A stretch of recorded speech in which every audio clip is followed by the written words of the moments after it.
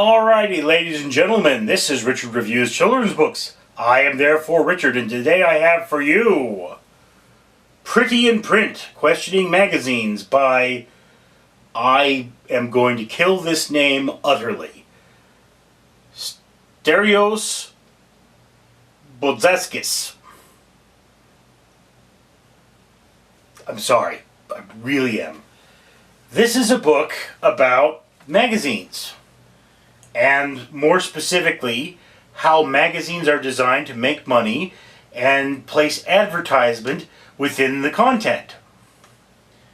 Now, this does not talk about the fact that there used to be a firm separation between advertisement and storytelling tools.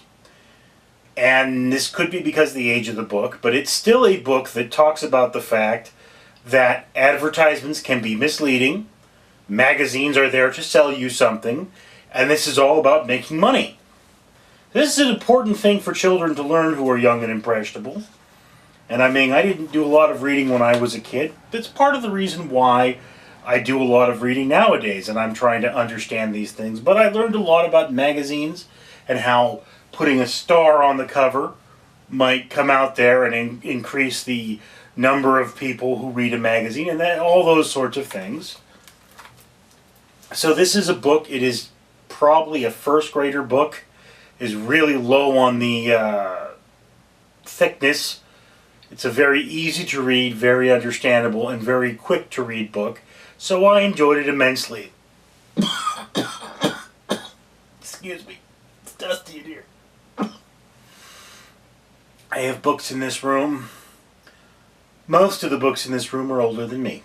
So, as I was saying, this is a book that will disillusion you about magazines and advertisements, and I think this is a very important kind of a thing to expose children to.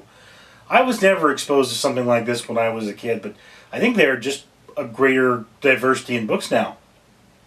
So there's that. I mean, I grew up without the internet.